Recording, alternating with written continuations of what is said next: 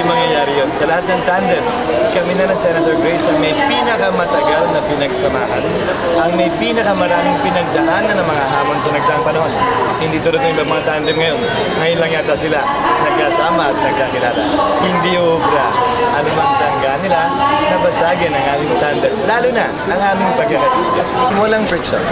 Walang friction, walang problema. At gaya ng sinabi ko, bahagi yan ng intriga sa politika.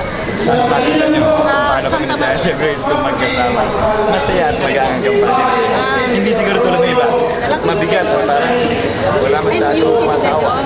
Sa amin, magaan, masaya at walang ganong uri ng rift o hindi pagkakaunawa. Kami, tagal na namin magkasama at magkaibigan. Sila ngayon na sila nagkakilala, baka konting tulak lang sa kanila. Mag-away na magkahiwalay na. Sa amin, imposible mangyari. Kasama na siguro yan sa gulo at bangayan sa politika, siraan at black propaganda. Pero gaya ng sinabi ko, hindi matatanyo ang relasyon, ang tandem at samahan namin sa ang tiwala namin sa isa't isa. Kami hindi kayang pantayan ng mga ganyang uri ng meme o ganyang uri ng mga pagpapalabas, social media man o mainstream.